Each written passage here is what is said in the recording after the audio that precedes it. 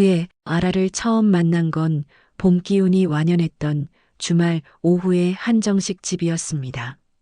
제 하나뿐인 아들 민준이가 드디어 결혼할 여자를 데려왔다며 어찌나 호들갑을 떨던지 저도 덩달아 마음이 들떴었죠.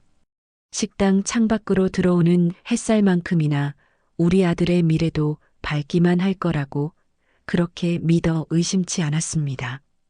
어색한 첫 인사가 오가고 정갈한 음식들이 하나둘 상에 오를 때였어요.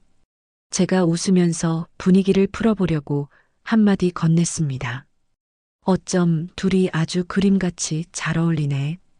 우리 민준이가 사람 보는 눈은 있어. 제가 기대한 건 아니에요, 어머님. 좋게 봐주셔서 감사해요. 같은 수줍은 대답이었습니다. 그런데 아들 옆에 얌전히 앉아있던 아라라는 아가씨는요, 젓가락을 살며시 내려놓고 저를 똑바로 쳐다보며 말하더군요. 어머님, 저희는 결혼해도 아이는 5년 뒤에 가질 생각이에요. 순간 제 귀를 의심했습니다. 상견례 자리도 아니고 이제 막 결혼 허락을 받으러 온 자리에서 아이를 낳네 마네 하는 얘기를 먼저 꺼내다니요. 그것도 낳지 않겠다가 아니라 5년 뒤라고 마치 은행 적금 만기일이라도 알려주듯 정확한 숫자를 말하는 모습에 잠시 할 말을 잃었습니다. 제가 너무 놀라 표정 관리가 안 됐던 모양입니다.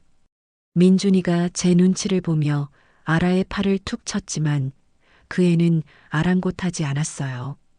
저는 애써 미소를 지으며 조심스럽게 물었습니다.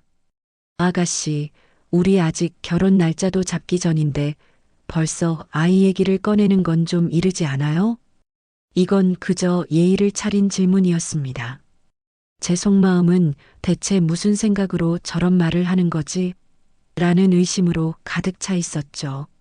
제 질문에 아라는 조금도 당황한 기색 없이 오히려 준비했다는 듯이 대답했습니다. 아니에요, 어머님. 이런 건 미리 확실히 해둬야 나중에 서로 오해가 없죠. 요즘은 다들 이렇게 계획적으로 결혼해요. 계획적이라는 단어가 어찌나 차갑게 들리던지요. 결혼이 무슨 사업 계약이라도 되는 것처럼 말하는 그 애의 태연한 얼굴을 보며 저는 마음 한구석이 서늘해지는 것을 느꼈습니다. 분명히 웃고는 있는데 그 눈빛에서는 어떤 따뜻함도 느껴지지 않았어요.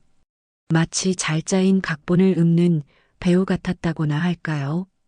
저는 그저 이 불안한 예감이 제 기우이길 바랄 뿐이었습니다.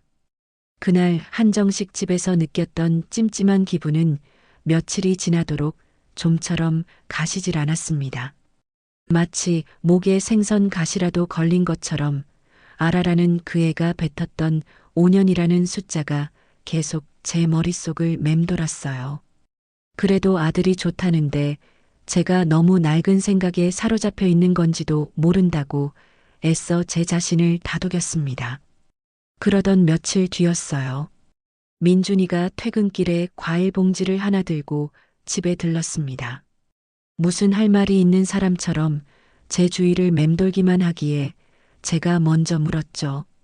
왜 그래, 아들? 무슨 일 있어? 결혼 준비하다가 뭐 안 맞는 거라도 있니? 제 말에 아들은 소파에 푹 주저앉으며 깊은 한숨을 내쉬었습니다. 그러고는 우물쭈물 한참을 뜸 들이다가 입을 열더군요. 엄마, 저기 알아가요. 정식으로 프로포즈를 받고 싶대요.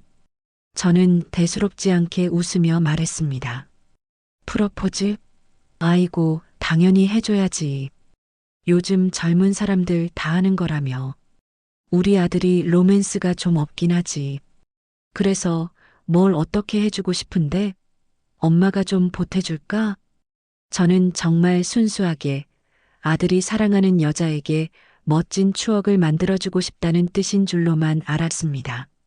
그런데 아들의 다음 말이 제 가슴에 찬물을 끼얹었습니다. 그게 호텔 스위트룸도 하루 빌리고 장미꽃으로 방도 좀 꾸미고 그리고 민준이는 제 눈치를 살피며 말끝을 흐렸습니다. 저는 답답한 마음에 재촉했죠. 그리고 뭐? 말을 해봐, 얼른. 700만 원짜리 명품 가방을 하나 사달래요. 프로포즈 선물로요. 순간 제 머릿속이 하얘지는 것 같았습니다. 700만 원. 제 아들은 자기 몸에 걸치는 거엔 돈 한 푼 쓰는 걸 아까워해서 제가 사준 등산복을 몇 년째 주말마다 입고 다니는 녀석입니다. 그런 아들 입에서 나온 700만 원짜리 가방이라는 단어는 너무나도 비현실적이었습니다. 이건 돈이 아깝고 말고의 문제가 아니었어요. 이건 명백한 시험이었습니다. 내가 그리고 너희 집안이 나를 위해 이 정도 돈을 쓸 수 있느냐를 떠보는 거였죠. 저는 떨리는 목소리로 아들에게 물었습니다.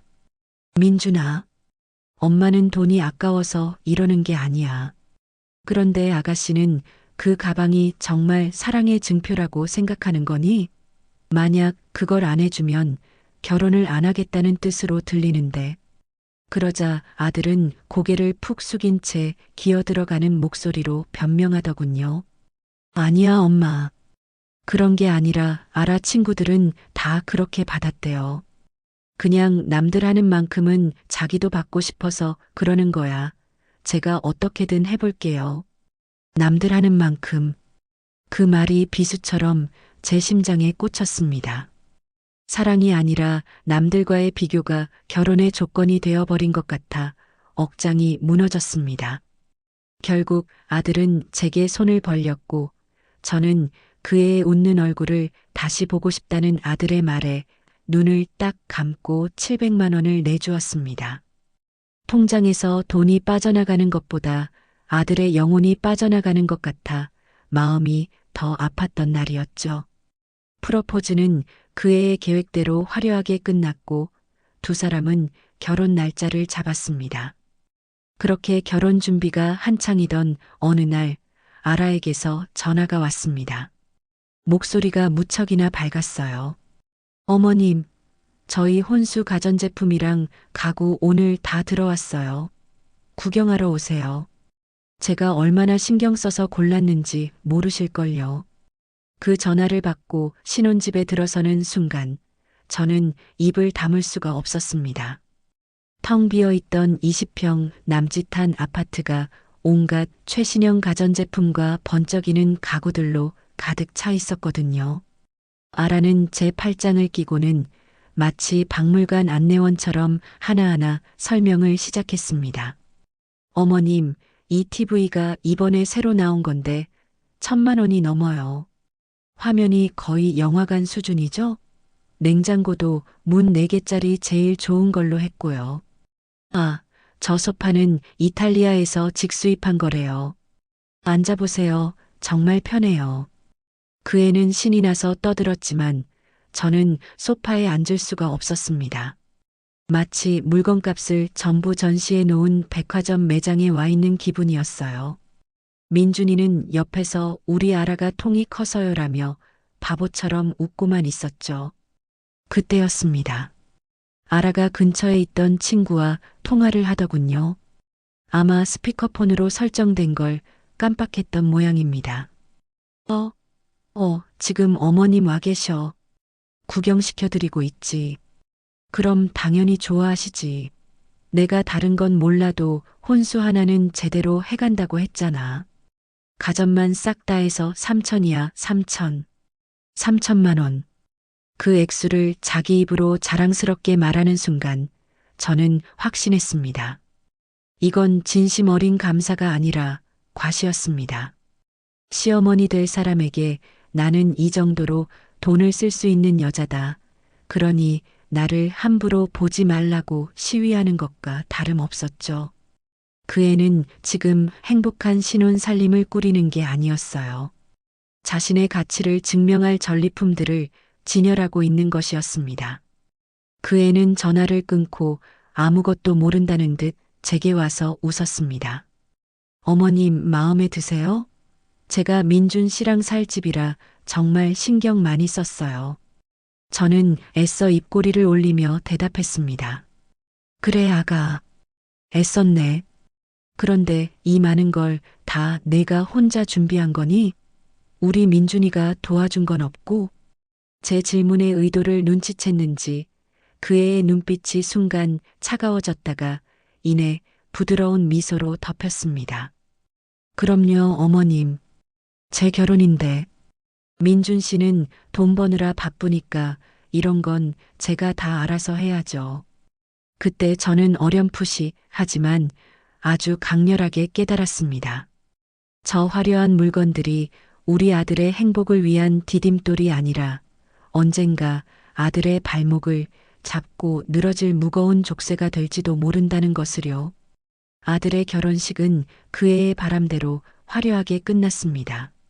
저는 하객들 앞에서 억지로 웃으며 며느리를 맞았지만 마음속에서는 모래 위에 지은 성처럼 위태로운 그 3천만 원짜리 혼수가 자꾸만 아른거렸어요. 그래도 이왕 가족이 되었으니 아들을 봐서라도 잘 지내야 한다. 좋은 쪽으로만 생각하자 수십 번을 다짐했습니다. 그렇게 며칠 뒤 저는 공국을 한 솥 푹 끓여서 아들네 신혼집으로 향했습니다. 이제 막 살림을 시작했으니 밥은 잘 챙겨 먹는지 불편한 건 없는지 그게 어미 마음이니까요. 어머님, 어서 오세요. 아라가 저를 무척이나 반갑게 맞아주었습니다. 그런데 집안을 둘러보는 그 애의 표정이 어딘가 마음에 차지 않는 눈치였어요. 제가 사준 소파에 앉기가 무섭게 아라가 한숨을 푹 쉬며 입을 열었습니다. 어머님, 와주셔서 감사해요. 그런데 여기가 둘이 알콩달콩 살기엔 괜찮은데 나중에 아기 태어나면 너무 작을 것 같아요. 수납 공간도 부족하고요. 저는 제 귀를 의심했습니다. 분명 그릇이며 살림살이며 제가 다 사서 채워준 집이었습니다. 아들 혼자 살던 오피스텔에서 벗어나 이 집으로 이사 올 때만 해도 좋아서 어쩔 줄 모르던 녀석이었는데 결혼한 지 한 달도 안 돼서 집이 좁다는 소리가 나오다니요. 저는 저도 모르게 날카롭게 되물었습니다. 아가, 내가 뭘 잘못 들었나? 너는 아이 5년 뒤에나 가질 생각이라고 하지 않았니? 첫 만남 때 한정식 집에서 저를 똑바로 쳐다보며 말하던 그 차가운 얼굴이 떠올랐습니다. 제 질문에 아라는 눈 하나 깜짝하지 않고 오히려 생긋 웃으며 대답하더군요. 아, 어머님도 참. 그때는 그때고 지금은 지금이죠. 결혼하고 나니까 생각이 바뀌네요. 민준 씨 닮은 예쁜 아들 빨리 낳아서 안겨드려야죠. 기가 막혔습니다. 불과 몇 달 전 제 앞에서 결혼은 계획적으로 하는 거라며 그렇게 당당하게 말하던 아이는 어디로 간 걸까요? 이제는 예쁜 아들을 방패 삼아 제 입을 막으려 하고 있었습니다. 저 아이에게 아이란 사랑의 결실이 아니라 상황에 따라 얼마든지 갖다 붙일 수 있는 편리한 핑계에 불과했습니다. 그 애는 창밖을 보며 혼잣말처럼 중얼거렸습니다. 요 앞에 새로 짓는 아파트는 30평도 훨씬 넘는다던데. 온몸에 소름이 돋았습니다. 아이는 그저 명분일 뿐, 저 아이의 진짜 목표는 처음부터 다른 곳에 있었습니다. 제 아들을 발판 삼아 더 높고, 더 넓고, 더 화려한 곳으로 올라가려는 그 시커먼 욕망이 드디어 본격적으로 발톱을 드러내기 시작한 겁니다. 그날 이후 저는 일부러 아들 녀석에게 연락을 하지 않았습니다. 아라의 속셈을 알아차린 이상 무슨 말을 해야 할지 알 수가 없어 가슴만 답답했기 때문이에요. 하지만 그 침묵은 며칠 가지 못했습니다. 아들에게서 전화가 걸려왔기 때문이죠. 엄마, 잘 지내시죠? 어색한 안부 인사에 이어 아들은 곧바로 본론을 꺼냈습니다. 그 목소리에는 이제껏 들어본 적 없는 망설임과 짜증이 섞여 있었습니다. 저기, 엄마 저번에 아라가 좀 서운했나 봐요. 집 이야기 때문에요. 저는 기가 막혀서 헛웃음이 나왔습니다. 서운해? 내가 서운하다, 민준아. 결혼한 지 얼마나 됐다고 벌써 집이 좁네. 새 아파트가 어쩌네. 그런 소리를 하는 며느리가 세상에 어디 있니? 제 목소리가 절로 높아졌습니다. 하지만 수화기 너머로 들려온 아들의 대답은 제 가슴에 못을 박는 소리였습니다. 엄마, 제발 그렇게만 생각하지 마세요. 아라 말이 맞아요. 아라 말이 맞다고요? 지금 제 아들이 제게 그렇게 말했습니다. 요즘 제 친구들 다들 결혼하면 30평 넘는 신축 아파트에서 시작해요. 우리만 이렇게 낡고 좁은 데 사는 거 아라가 속상해하는 것도 당연하죠. 우리 둘이 맞벌이하면 대출금도 금방 갚을 수 있다는데 엄마가 좀 도와주시면 안 돼요? 수화기를 든 손이 부들부들 떨려왔습니다. 제가 평생 쌈짓돈 모아 마련해준 아들의 첫 보금자리가 이제는 낡고 좁은 데가 되어버렸습니다. 며느리가 부리는 투정도 아니고 제 아들 입에서 직접 나온 말이었습니다. 아, 내가 저 아이에게 아들을 완전히 빼앗겼구나. 그 짧은 시간 안에 그 애가 심어놓은 허영심과 욕심에 내 아들이 잠식당해 버렸구나. 사무치는 고립감에 숨이 턱 막혔습니다. 이제 이 싸움은 더 이상 며느리와의 기싸움이 아니었습니다. 내 아들을, 내 순진한 아들을 저 여우 같은 아이에게서 되찾아와야 하는 외로운 싸움이 되어버린 겁니다. 저는 아무 대답도 할 수 없었습니다. 엄마, 듣고 계세요? 엄마. 전화기 너머로 아들의 재촉하는 목소리가 들려왔지만 저는 그냥 조용히 통화 종료 버튼을 눌러버렸습니다. 텅 빈 거실에 혼자 앉아 있는데 온 세상에 정말 저 혼자만 덩그러니 남겨진 것 같았습니다. 아들과 그렇게 싸늘하게 전화를 끊고 며칠을 알아누웠습니다. 밥도 넘어가질 않고 잠도 오지 않았어요. 하지만 며칠 굶고 나니 원수 같은 아들이라도 밥은 제대로 먹고 다니는지 그게 또 걱정이 되더군요. 그게 어미의 마음인가 봅니다. 저는 자리에서 일어나 아들이 제일 좋아하는 장조림과 멸치볶음을 만들었습니다. 무거운 반찬통을 들고 다시 그 집으로 향했어요. 민준아, 엄마 왔다. 하지만 문은 굳게 닫혀 있었습니다. 초인종을 몇 번이나 눌러도 안에서는 아무런 기척이 없었어요. 이상한 마음에 현관문 도어락에 제가 알고 있던 비밀번호를 눌렀습니다. 등록되지 않은 번호입니다. 차가운 기계음이 제 심장을 철렁 내려앉게 했습니다. 불길한 예감에 떨리는 손으로 경비실에 전화를 걸었습니다. 아저씨, 103호에 혹시 무슨 일 있나요? 연락도 안 되고 비밀번호도 바뀌어서요. 수화기 너머로 들려온 경비 아저씨의 목소리는 무심했습니다. 아, 그 집 젊은 부부요? 며칠 전에 이사 갔는데요. 저쪽 새로 지은 아파트로 간다고 짐 다 뺐어요. 이사를 갔다고요? 순간 세상이 빙글 도는 것 같았습니다. 제게 말 한마디 없이, 상의 한마디 없이 야반도주라도 하듯 집을 옮겨버렸다는 사실을 믿을 수가 없었어요. 손에 들고 있던 반찬통이 바닥으로 떨어져 요란한 소리를 내며 깨졌지만 저는 돌아볼 정신도 없었습니다. 곧장 아들에게 전화를 걸었죠. 민준아, 너 이게 어떻게 된 일이니? 이사라니. 왜 엄마한테 말 한마디를 안 했어?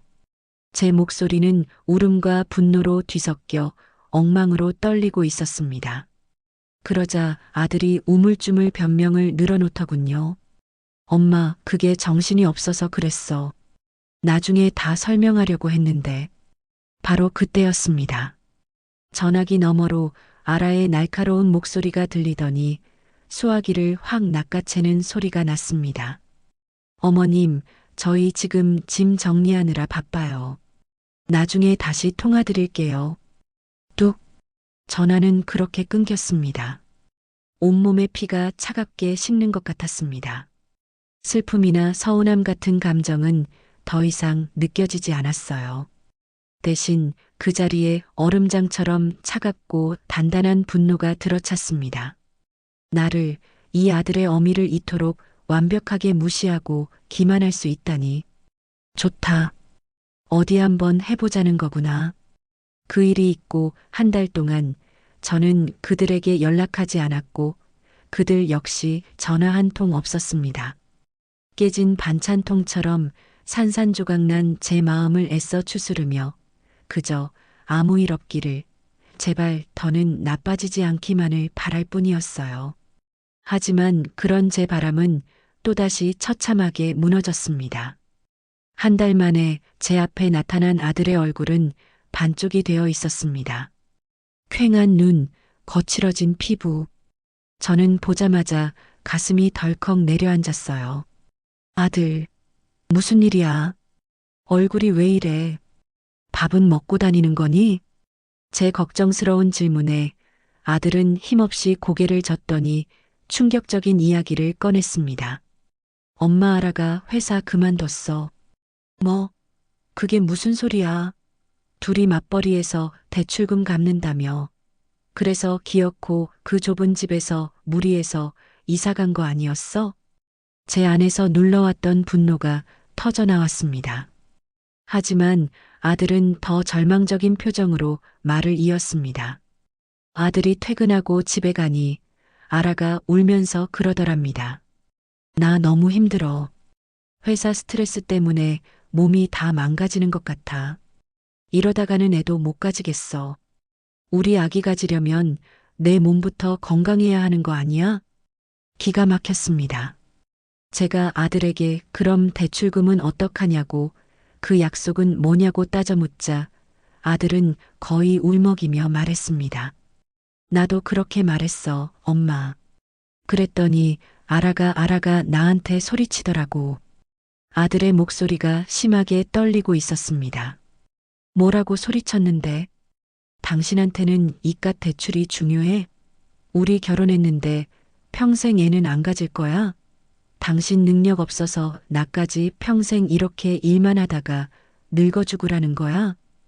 엄마 나더러 그렇게 말하더라. 아들의 말을 듣는 순간 눈앞이 캄캄해졌습니다. 분노를 넘어선 허탈함과 배신감이 온몸을 덮쳤어요. 결국 이것이었습니다. 아이는 집을 넓히기 위한 핑계였고 이제는 편하게 놀고 먹기 위해 회사를 그만두는 핑계가 되었습니다.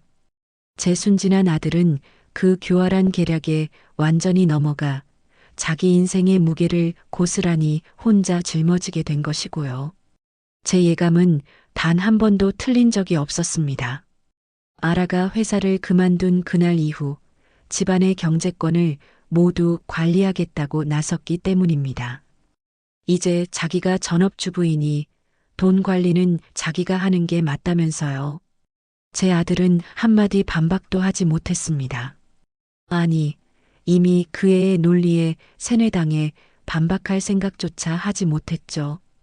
그렇게 아들은 월급날이 되면 자기 통장을 스치지도 못한 채 월급 전액을 아라의 통장으로 이체해야 했습니다.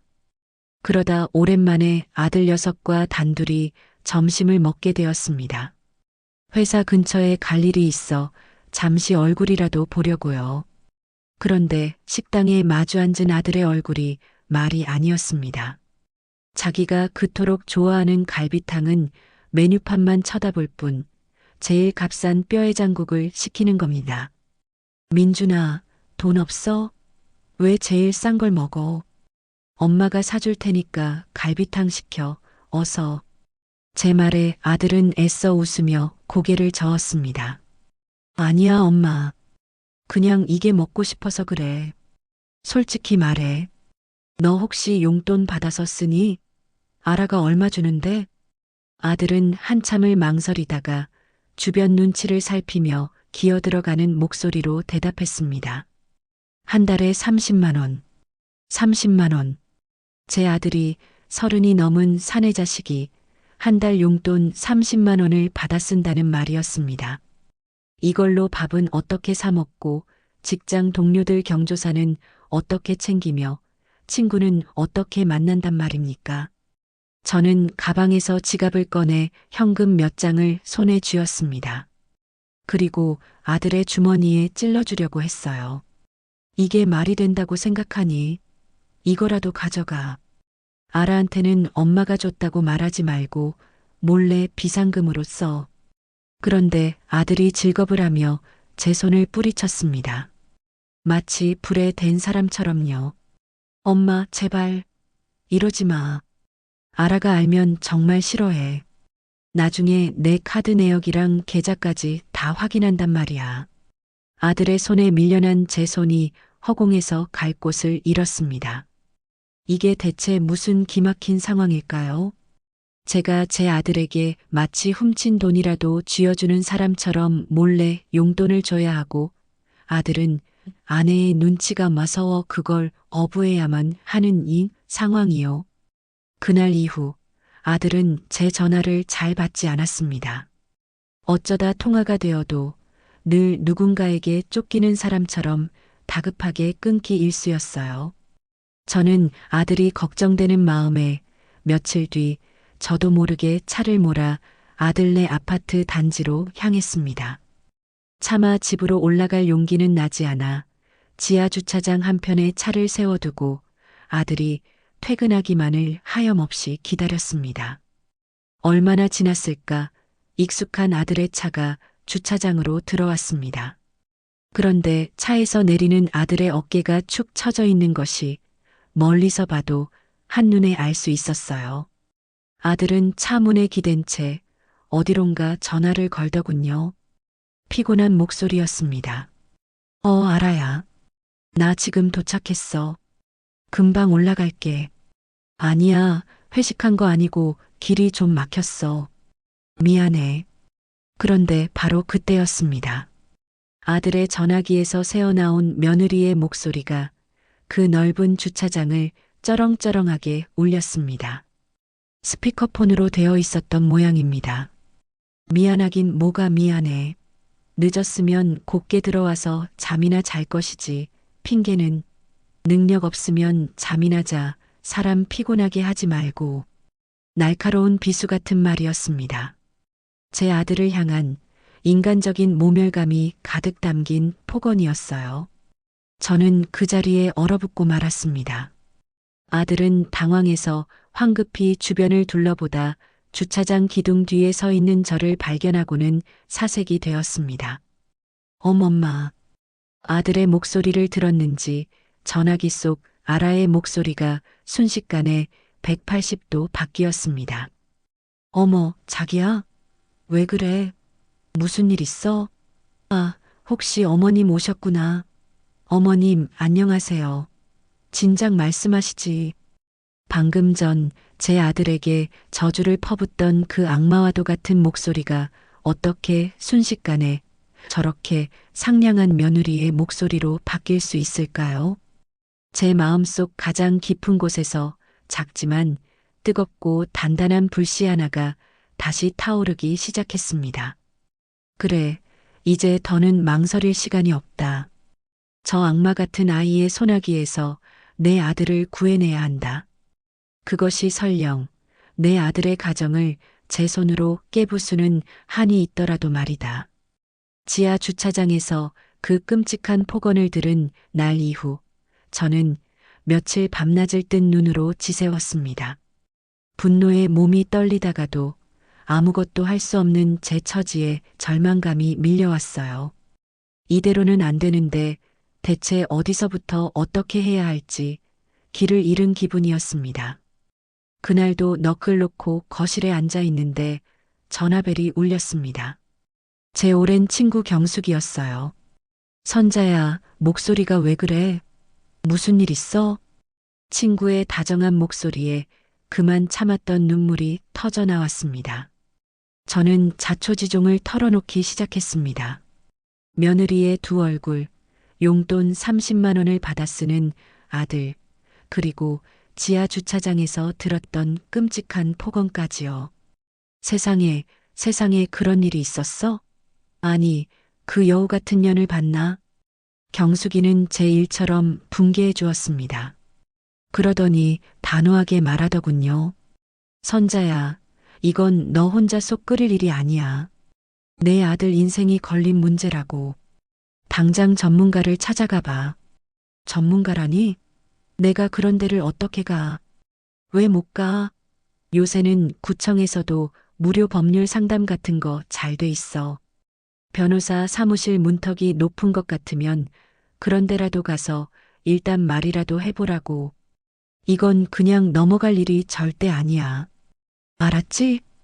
친구의 꾸짖음 같은 조언에 정신이 번쩍 들었습니다. 맞아요. 저 혼자 울고만 있을 때가 아니었습니다. 제 아들이 저 지옥에서 빠져나오려면 제가 정신을 차려야 했습니다. 저는 수화기를 내려놓고 떨리는 손으로 인터넷에 무료 법률 상담이라고 검색하기 시작했습니다. 경수기의 말대로 구청 홈페이지에는 동네마다 돌아가며 무료 법률 상담을 진행한다는 공지가 있었습니다. 마침 바로 다음 날 저희 동네 주민센터에서 상담이 열리는 날이었어요. 저는 망설일 것 없이 바로 예약을 잡았습니다. 다음 날 약속된 시간에 맞춰 주민센터에 작은 상담실 문을 열었습니다. 안에는 차분한 인상의 젊은 여자 변호사 한 분이 앉아 저를 기다리고 있었어요. 책상 위에는 박선영 변호사라는 작은 명패가 놓여 있었습니다. 안녕하세요, 어머님. 박선영 변호사입니다.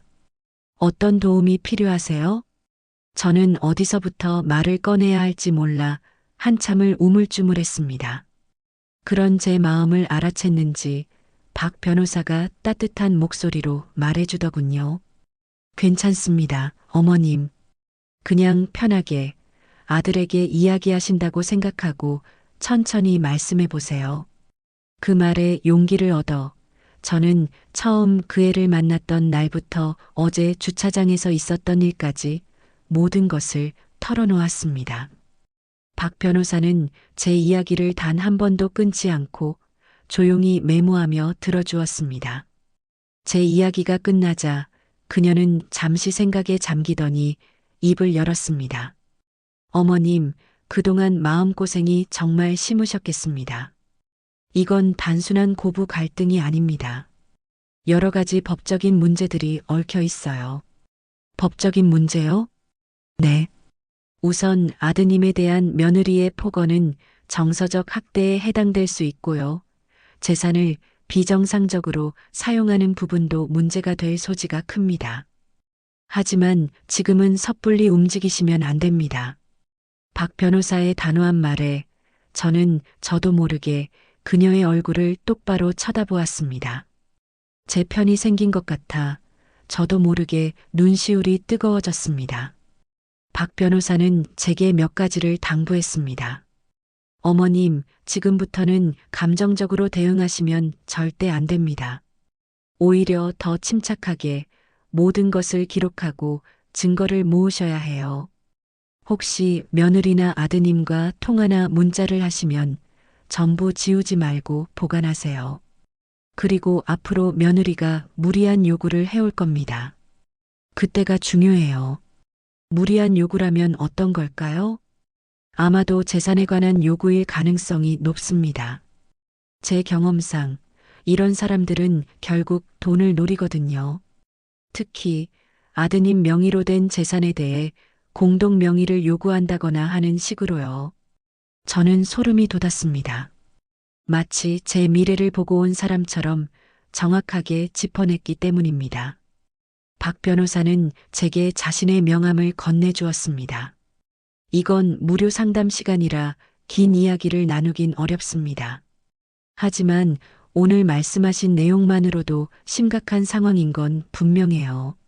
앞으로 무슨 일이 생기면 특히 재산과 관련된 이야기가 나오면 반드시 저에게 먼저 연락을 주세요. 혼자 결정하시면 안 됩니다. 상담실을 나오는데 오랜만에 땅에 발을 딛고 서 있는 기분이 들었습니다. 그동안은 안개 속을 혼자 헤매는 기분이었는데 이제는 박선영 변호사라는 든든한 등대 하나를 얻은 것 같았어요. 저는 명함을 소중하게 손에 쥐었습니다. 그래, 이제부터 시작이다. 너희들 나 혼자가 아니야. 박 변호사를 만나고 일주일쯤 지났을까요? 그의 아라에게서 전화가 왔습니다. 주말 저녁에 저녁이나 함께 하자는 것이었어요. 저는 박 변호사의 말이 떠올라 일부러 아무렇지 않은 척 전화를 받았습니다. 그래, 아가. 마침 잘 됐구나. 민준이 얼굴도 볼 겸 겸사겸사 들를게. 주말 저녁 저는 처음으로 그들이 새로 이사 갔다는 번쩍이는 아파트로 향했습니다. 식탁에는 제가 평생 구경도 못 해본 비싼 그릇들이 놓여 있었어요. 겉으로는 평화로운 가족의 저녁 식사 자리였지만 저는 알 수 있었죠.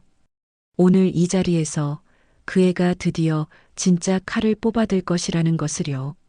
아니나 다를까 어색한 식사가 끝나고 과일을 내어온 아라가 입을 열었습니다. 어머님, 민준 씨. 오늘 두 분께 꼭 드릴 말씀이 있어서요. 다름이 아니라 이 집 공동 명의로 변경했으면 해요. 올 것이 왔구나 싶었습니다. 저도 이제 이 집 사람이고 혹시라도 민준 씨한테 무슨 일이 생기면 저나 앞으로 태어날 아이는 아무런 법적 보호를 받지 못하잖아요. 그건 너무 불공평한 것 같아요. 또 아이 타령이었습니다. 예전 같았으면 당장 불호령을 내렸겠지만 저는 박 변호사의 조언을 떠올리며 일단 아들의 반응을 살폈습니다. 제 아들은 제 가슴에 대못을 박는 말을 내뱉었습니다.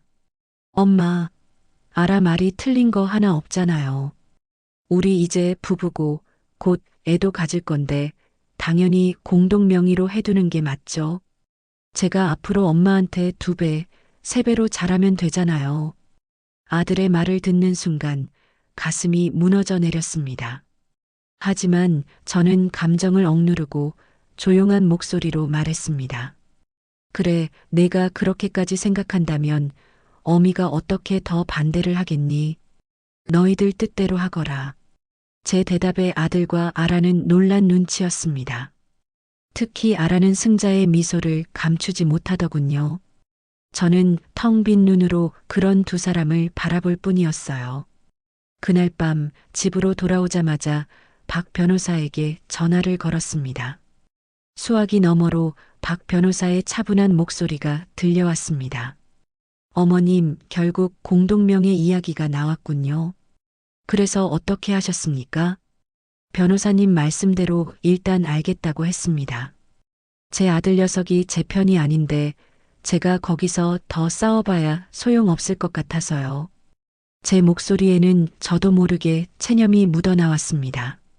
그러자 박 변호사가 단호하게 말했습니다. 잘하셨습니다, 어머님. 절대 지신 게 아닙니다. 오히려 우리가 공격할 수 있는 아주 좋은 기회를 잡은 겁니다. 기회라니요? 제 아들 집의 절반을 뺏기게 생겼는데 생각을 바꿔보세요. 공동 명의를 해주는 대신 우리는 2가지를 얻을 수 있습니다. 첫째, 며느리는 이제 마음을 놓고 더 대담하게 행동할 겁니다. 자신의 진짜 속내, 즉 돈에 대한 탐욕을 더 노골적으로 드러내겠죠. 그게 바로 우리가 잡아야 할 꼬리입니다. 박 변호사의 말에 저는 귀를 기울였습니다. 둘째, 공동명의 변경 과정에서 필요한 서류들을 우리가 직접 챙기면서 현재 집의 재산 상태를 정확하게 파악할 수 있습니다. 혹시라도 모를 부채나 다른 문제들을요. 이건 나중에 소송으로 갔을 때 아주 중요한 자료가 됩니다. 그러니 절대 낙심하지 마세요. 이건 전략적 후퇴일 뿐입니다. 박 변호사의 말을 듣고 나니 답답했던 속이 조금은 뚫리는 기분이었습니다. 이건 패배가 아니라 더 큰 승리를 위한 준비 과정이라는 생각이 들었어요. 그럼 제가 이제 뭘 하면 될까요? 일단 아드님을 통해 공동 명의에 필요한 서류들을 준비하라고 하세요. 그리고 그 과정에서 오고 간 모든 대화나 문자는 반드시 기록해 두시고요.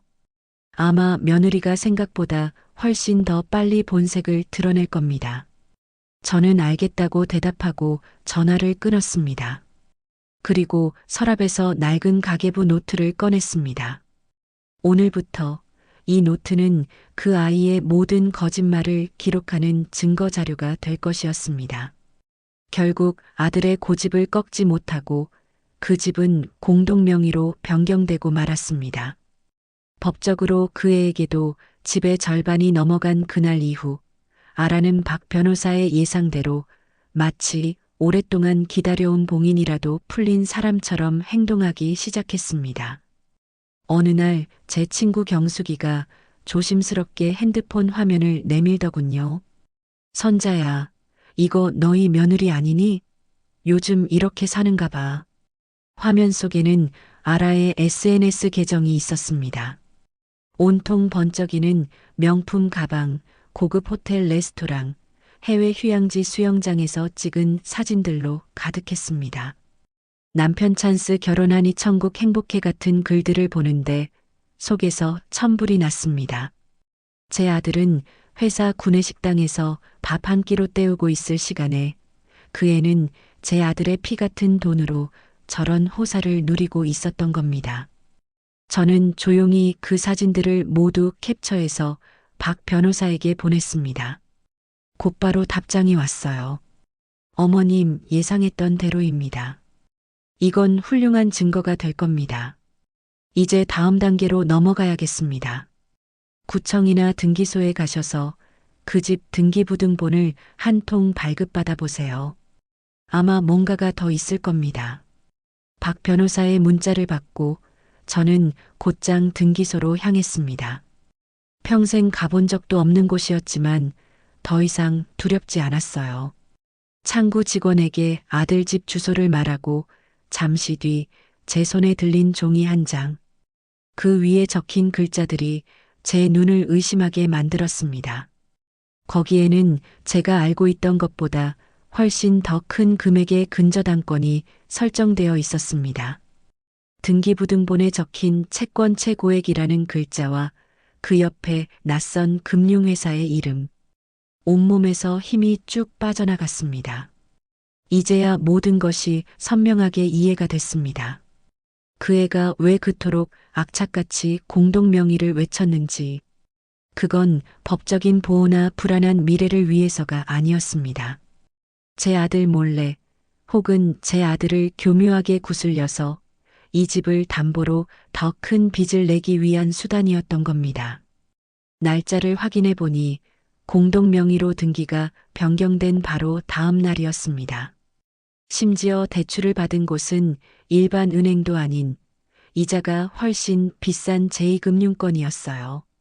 제 아들은 자기가 번 돈을 전부 아내에게 갖다 바치는 것도 모자라 자기도 모르는 사이에 눈덩이처럼 불어나는 빚더미 위에 위태롭게 올라앉아 있었던 겁니다. 저는 차가운 등기부등본을 손에 쥔 채 한참을 그 자리에 서 있었습니다. 이건 단순한 과소비나 사치가 아니었습니다. 이건 명백한 사기이자 제 아들의 인생을 담보로 버리는 위험천만한 도박이었습니다. 우리 가족의 행복을 위해 마련했던 이 집이 이제는 제 아들의 목을 조르는 거대한 빚의 소굴이 되어버렸습니다. 저는 떨리는 손으로 등기부등본을 사진으로 찍어 곧바로 박 변호사에게 전송했습니다. 그리고 딱 한 문장을 덧붙였죠. 변호사님 말씀이 다 맞았습니다. 사진을 보낸 지 얼마 지나지 않아 박 변호사에게서 전화가 걸려왔습니다. 평소의 차분함은 온데간데 없는 다급한 목소리였습니다. 어머님, 지금 어디세요? 제가 그쪽으로 가겠습니다. 아닙니다, 변호사님. 제가 지금 변호사님 사무실로 가겠습니다. 30분 뒤 박 변호사의 사무실에 마주 앉았습니다. 박 변호사는 제가 건넨 등기부등본을 몇 번이고 확인하더니 굳은 얼굴로 입을 열었습니다.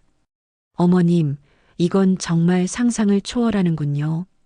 공동명의자가 된 바로 다음 날 배우자 몰래 이런 거액의 담보대출을 일으킨다는 건 변호사님, 우리 민준이는 이거 정말 까맣게 모르고 있었을 겁니다.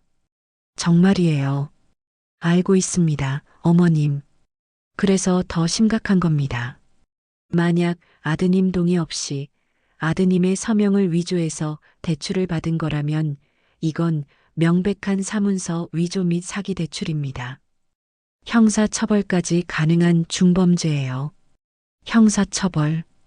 그 단어를 듣는 순간 가슴이 철렁 내려앉았습니다. 일이 이렇게까지 커질 거라고는 상상도 못했습니다. 그럼 어떻게 해야 하죠? 당장 경찰에 신고라도. 아니요, 어머님. 잠시만요. 박 변호사는 저를 진정시켰습니다. 지금 감정적으로 대응하면 모든 걸 망칠 수 있습니다. 이 등기부등본은 우리가 가진 가장 강력한 칼입니다. 이 칼을 언제, 어떻게 휘두를지는 아주 신중하게 결정해야 해요.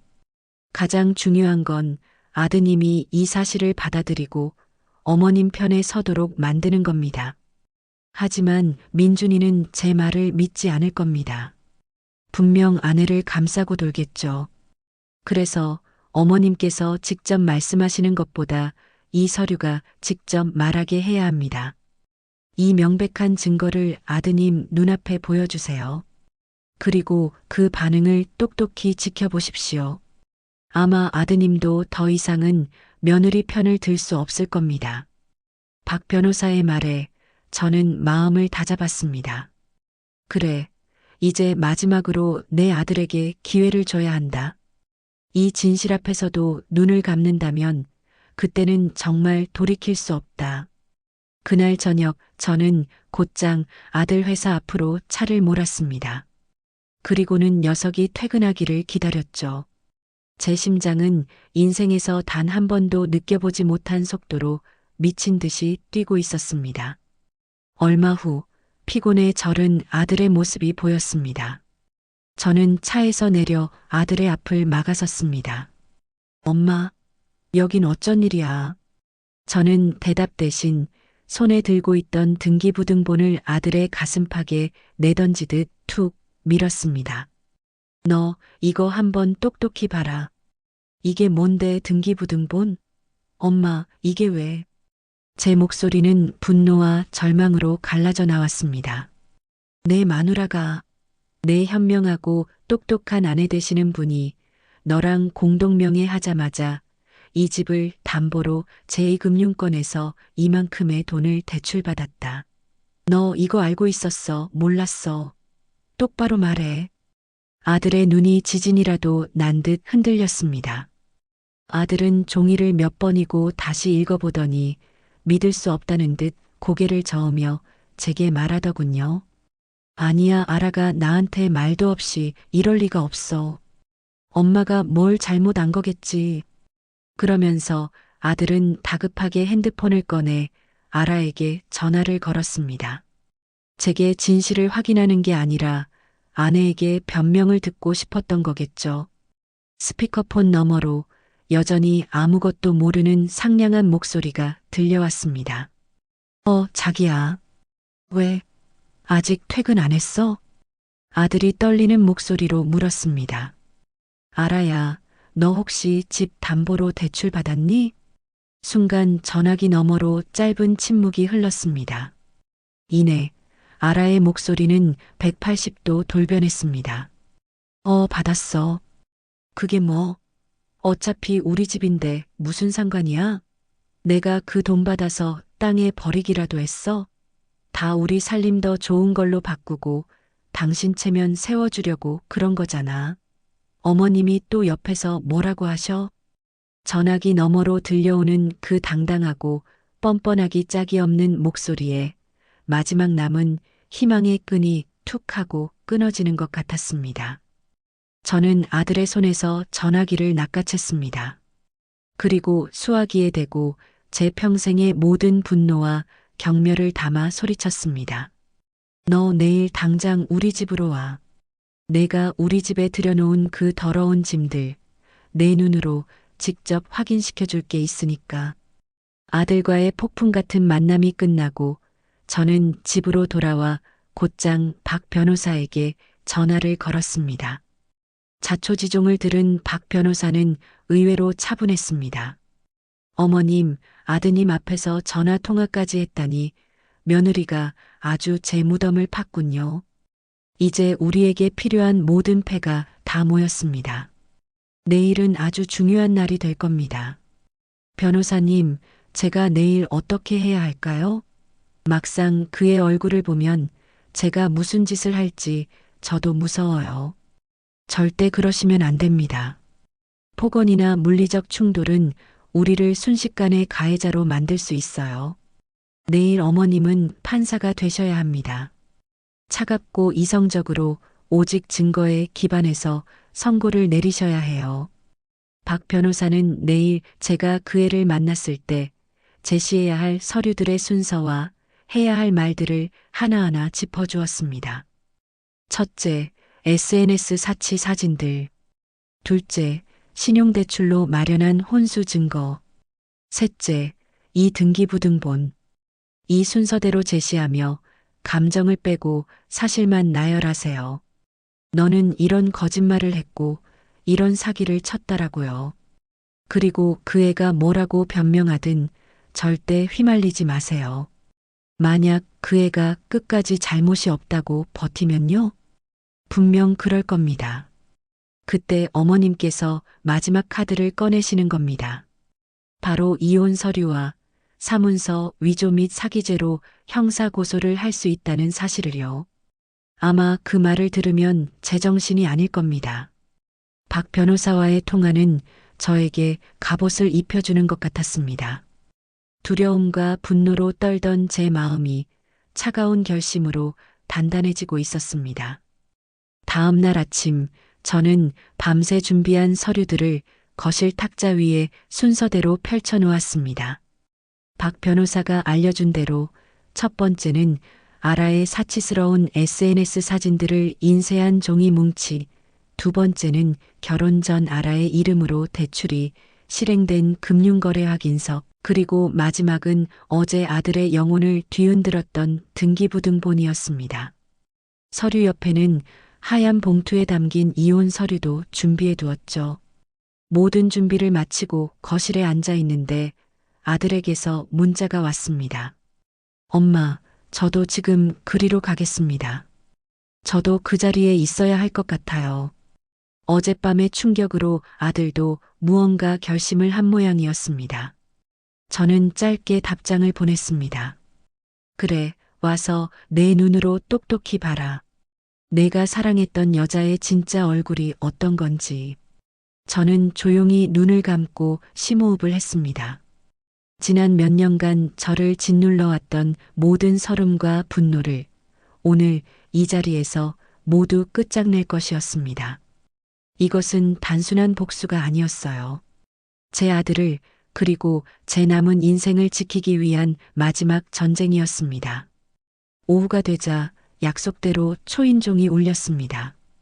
문을 열자 그 애는 조금도 주눅든 기색 없이 오히려 저를 노려보듯 당당하게 서 있었습니다. 마치 자기가 피해자라도 되는 것처럼요. 그 뒤로는 창백한 얼굴의 민준이가 고개를 숙인 채 따라 들어왔습니다. 어머님 부르셨다면서요? 하실 말씀이 뭔데요? 아라의 목소리에는 가시가 돋쳐 있었습니다. 저는 아무 말 없이 턱짓으로 거실 소파를 가리켰습니다. 저기 앉아라. 아라가 소파에 다리를 꼬고 앉자 저는 아들에게도 그 옆에 앉으라고 했습니다. 그리고는 마지막으로 박 변호사에게 짧은 문자를 보냈습니다. 시작합니다. 곧바로 답장이 왔습니다. 어머님, 흔들리지 마십시오. 어머님 뒤에는 제가 있습니다. 저는 핸드폰을 뒤집어 놓고 드디어 입을 열었습니다. 제 목소리는 저 스스로도 놀랄 만큼 차갑고 낮게 깔려 있었습니다. 내가 우리 집에 시집 온 날부터 오늘까지 내가 한 모든 거짓말과 사기 행각에 대해 지금부터 하나씩 짚어볼 참이다. 제 선언에 아라의 눈썹이 살짝 치켜 올라갔습니다. 민준이는 옆에서 안절부절 못하며 제 눈치만 살피고 있었죠. 저는 첫 번째 서류, 아라의 SNS 사진들을 인쇄한 종이 뭉치를 그의 앞으로 밀었습니다. 첫째, 내 사치. 우리 민준이는 회사 구내식당에서 밥 한 끼로 때우고 용돈 30만 원을 받아 쓰고 있을 때 너는 내 남편의 피 같은 돈으로 이런 호사를 누리고 다녔지. 남편 찬스라고? 우리 아들이 내 현금 지급기였니? 아라가 코웃음을 쳤습니다. 어머님, 이게 뭐 어쨌다는 거예요? 남편이 벌어다 준 돈으로 아내가 이 정도도 못 써요? 그리고 이건 민준 씨 체면 세워주려고 그런 거잖아요. 체면? 저는 두 번째 서류, 금융거래 확인서를 던졌습니다. 둘째, 내 거짓말. 3천만 원짜리 혼수, 처음부터 내 돈이 아니었지. 결혼을 미끼로 빚을 내서 우리 아들 길을 죽이고 시댁을 시험대에 올렸어. 맞벌이에서 대출금 갚겠다는 약속은 애초에 지킬 생각도 없는 새빨간 거짓말이었고, 제 말에 아라의 얼굴이 딱딱하게 굳어지기 시작했습니다. 하지만 그 애는 여전히 당당했습니다. 그래서요? 제가 그 돈으로 뭘 했는데요? 다 우리 살림 장만하는 데 썼잖아요. 어머님은 아들이 그 구질구질한 20평짜리 아파트에서 평생 썩길 바라셨어요? 그 뻔뻔한 태도에 옆에 앉아있던 민준이가 낮은 목소리로 말했습니다. 아라야, 그만해. 하지만 아라는 민준이의 말을 무시하고 저를 쏘아보았습니다. 그 눈은 조금의 죄책감도 없이 오직 자신을 방어하려는 도끼만 가득했습니다. 그리고 셋째, 이 집. 저는 마지막으로 등기부등본을 그 애의 앞으로 밀었습니다. 공동 명의로 바꾸자마자 제2금융권에서 거액의 대출을 받은 것.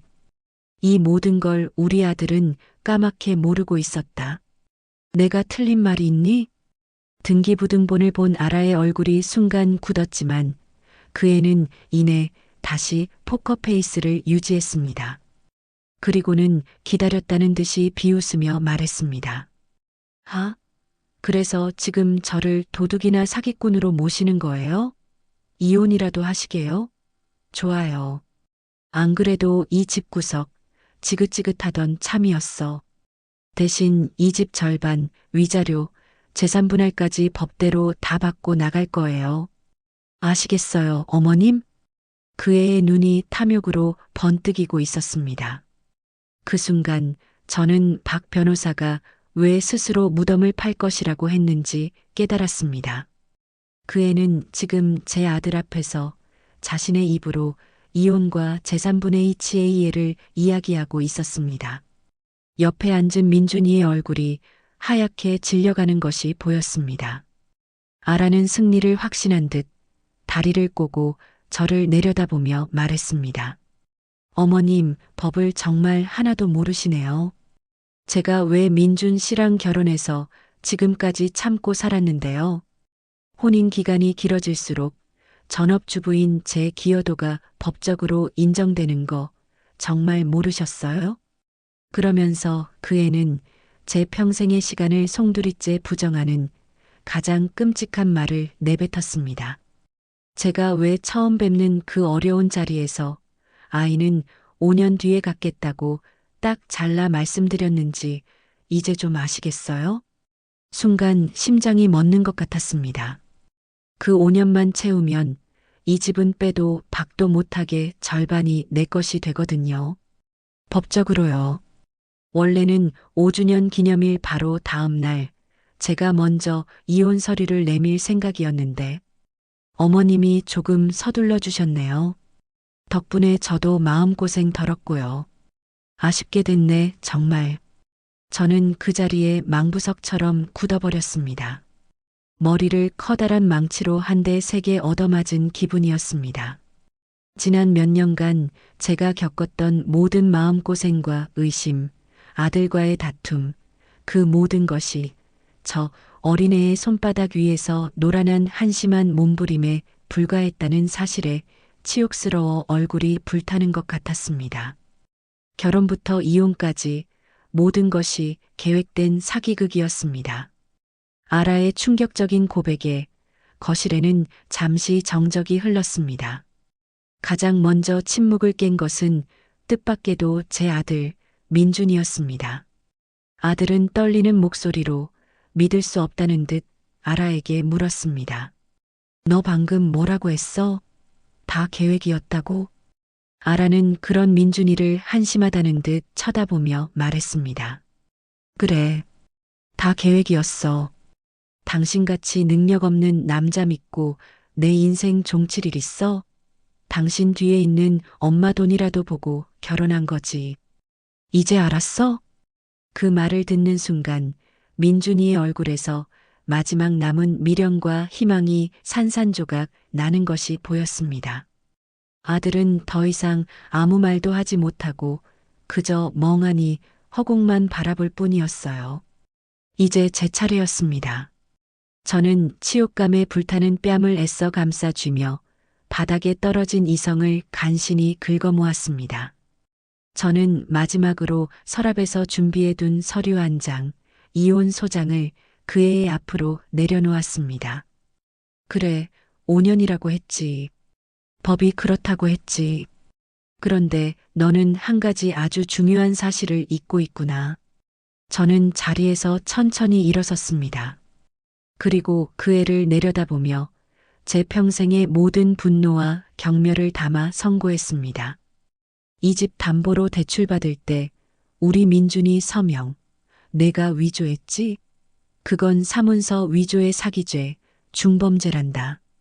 재산 분할은커녕 당장 교도소에 가지 않으면 다행인 신세라는 걸 아직도 모르겠니? 사문서 위조, 형사고소, 교도소 같은 단어들이 나오자 승리를 확신하던 아라의 얼굴이 처음으로 하얗게 질리기 시작했습니다. 무슨 소리예요? 민준 씨가 다 동의하고 서명해 준 거란 말이에요. 그렇죠, 자기야? 아라가 다급하게 민준이에게 매달렸지만 민준이는 아무런 대답도 없이 고개만 저을 뿐이었습니다. 아라는 그제야 상황이 심상치 않게 돌아간다는 것을 깨달았는지 갑자기 목소리를 바꾸며 제게 애원하기 시작했습니다.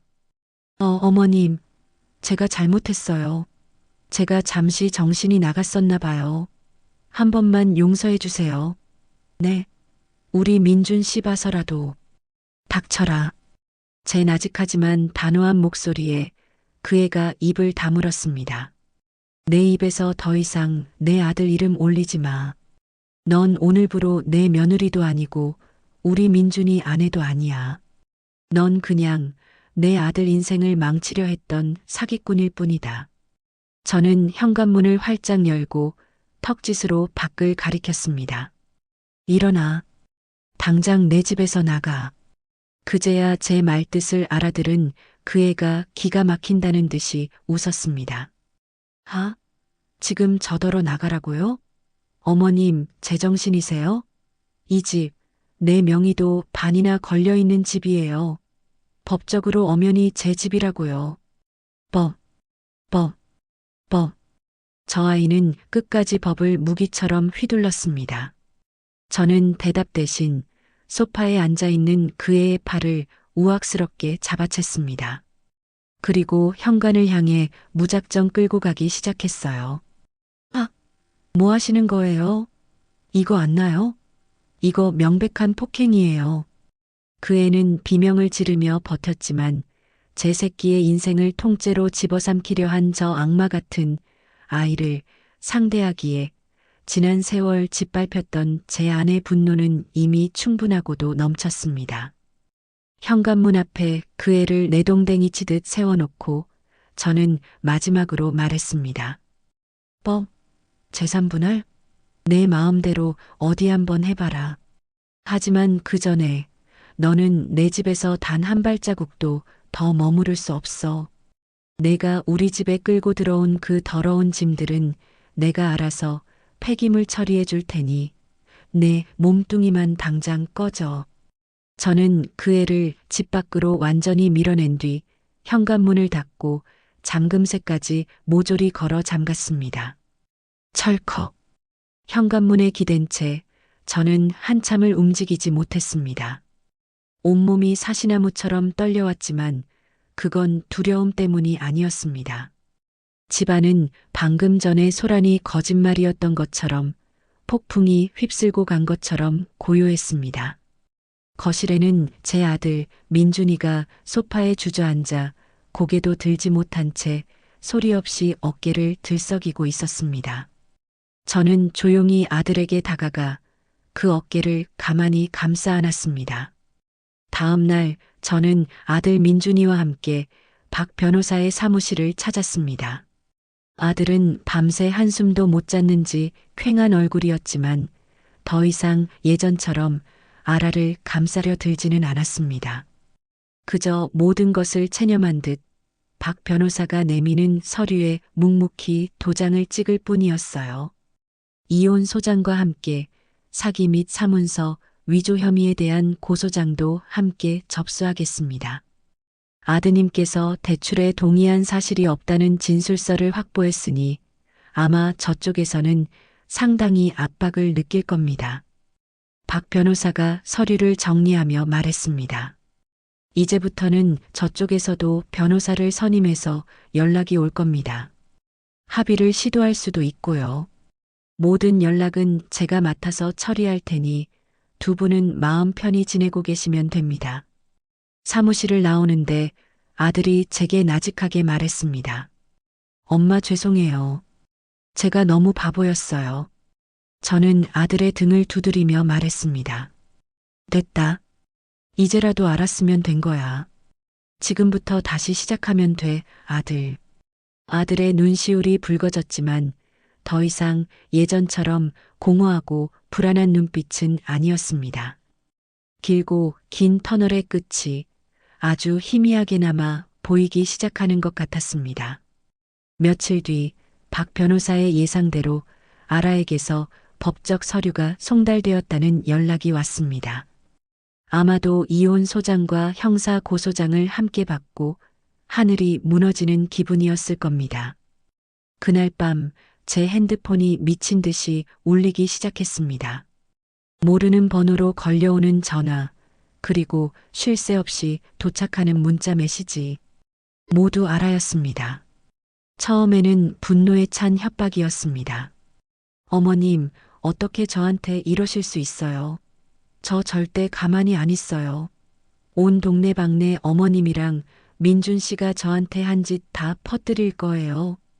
저는 박 변호사의 조언대로 아무런 대꾸도 하지 않았습니다.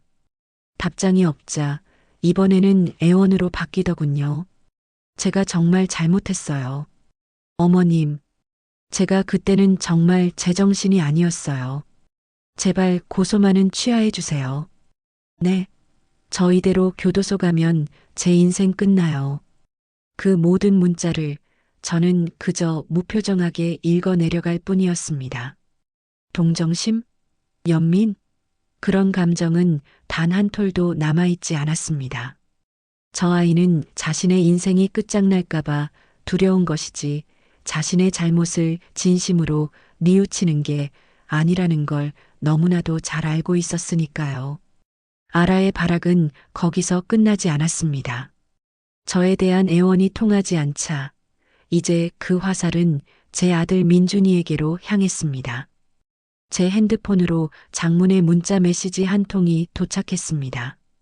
아마 아들의 번호는 차단당했는지 마지막 발악으로 제게 보낸 모양이었습니다. 어머님, 민준 씨 좀 바꿔주세요. 할 말이 있어요. 저는 답장하지 않았습니다.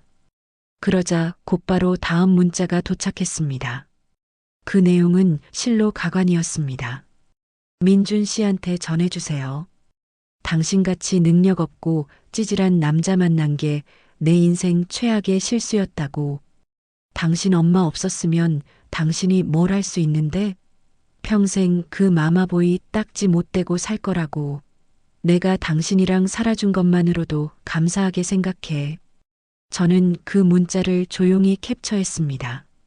그리고 거실 소파에 멍하니 앉아있는 아들에게 다가가 아무 말 없이 핸드폰을 건네주었습니다. 문자를 읽어 내려가는 아들의 얼굴이 하얗게 그리고 파랗게 질려갔습니다. 그 문자는 아라라는 여자에 대한 마지막 미련한 조각까지 남김없이 태워버리는 불쏘시개가 되어 주었습니다.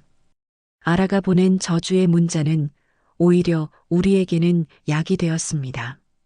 제 아들 민준이는 그 문자를 읽고 난 뒤 마치 오랜 시간 자신을 올가매고 있던 주문에서 풀려난 사람처럼 보였습니다.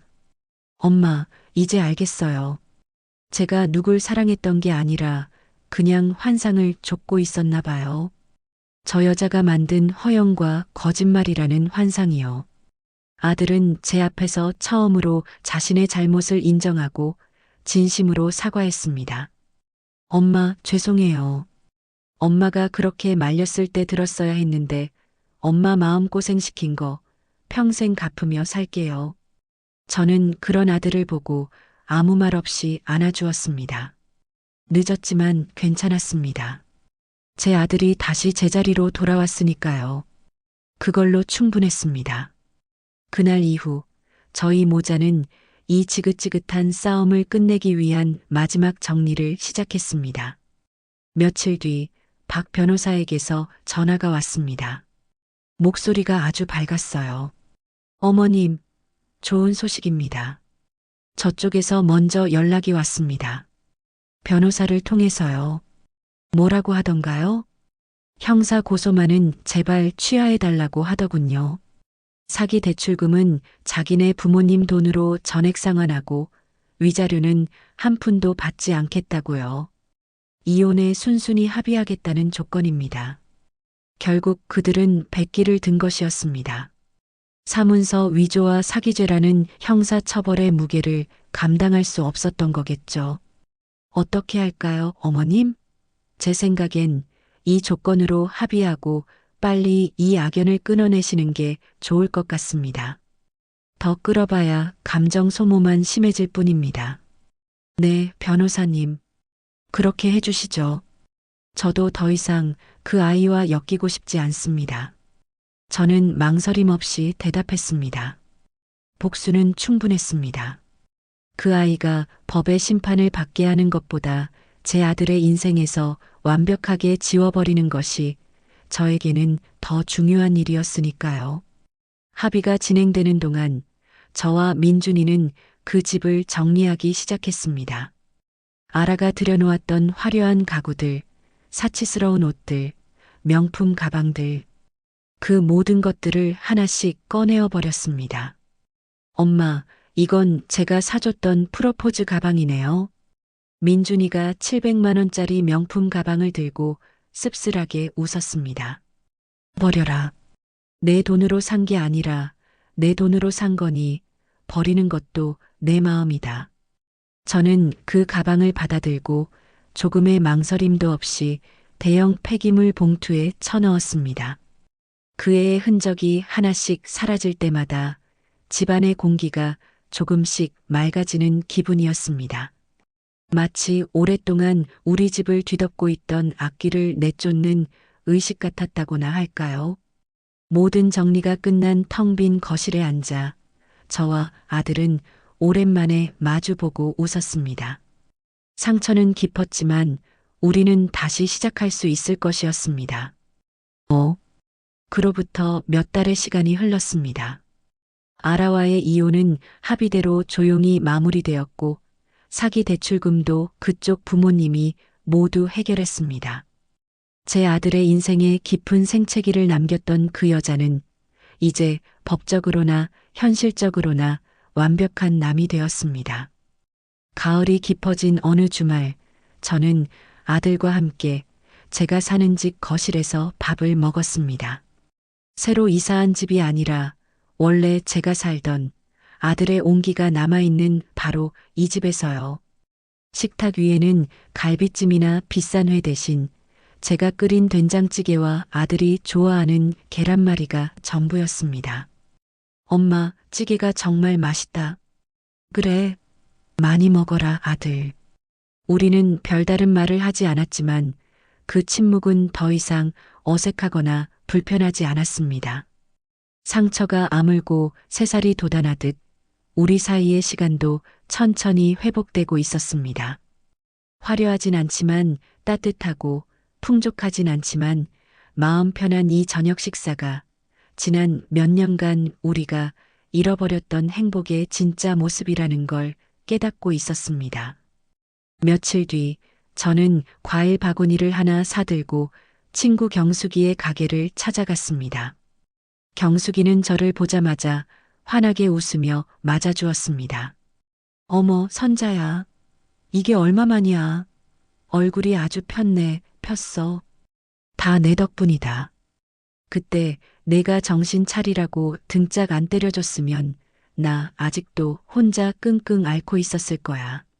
정말 고맙다, 친구야. 저는 진심을 담아 고마움을 전했습니다. 경숙이는 제 손을 잡으며 말했습니다. 뭘 그런 걸 가지고. 너 혼자 얼마나 힘들었을까. 그래도 아드님이 제정신 차렸다니 정말 다행이다. 그게 제일이지. 응, 맞아. 이제야 다시 내 아들로 돌아온 것 같아. 친구와 마주 앉아 따뜻한 커피를 마시는데 문득 제가 혼자가 아니었다는 사실에 새삼 감사한 마음이 들었습니다. 위기의 순간에 손을 내밀어준 친구가 있었고 전문적인 도움을 준 박 변호사님이 계셨기에 제가 이 길고 어두운 터널을 무사히 빠져나올 수 있었던 겁니다. 모든 폭풍이 지나가고 저는 다시 예전의 일상으로 돌아왔습니다. 하지만 모든 것이 예전과 똑같지는 않았습니다. 저는 제 아들을 지키기 위해 싸웠지만 그 과정에서 저 자신도 조금은 더 단단해진 것 같았습니다. 이제 저는 압니다. 진짜 행복은 번쩍이는 물건이나 남들의 부러움 속에 있는 게 아니라는 것을요. 사랑하는 사람과 마주 앉아 따뜻한 밥 한 끼를 나누는 것, 힘들 때 기댈 수 있는 친구가 있다는 것, 그 소박하고 평범한 순간들이 모여 인생을 만든다는 것을요. 제가 이겼을까요? 아니요. 이 지독한 싸움에 승자는 없었습니다. 다만 저는 제 아들을 지키기 위해 어미로서 마땅히 해야 할 일을 했을 뿐입니다. 이제 제게 남은 것은 저 괴물에게 영혼까지 물어뜯긴 상처투성이 아들을 다시 제 품에 안고 이 기나긴 상처를 함께 보듬어 나가는 일이었습니다. 앞으로 시간이 얼마나 걸릴지는 모르겠습니다. 하지만 저는 어미니까요. 제 아들이 다시 세상 앞에서 웃을 수 있는 날이 온다면 그걸로 된 겁니다. 그걸로 제 역할은 다한 겁니다. 오늘 제 이야기를 끝까지 들어주셔서 감사합니다. 구독하고 알림 설정까지 해두시면 제 다음 이야기를 가장 먼저 들으실 수 있어요.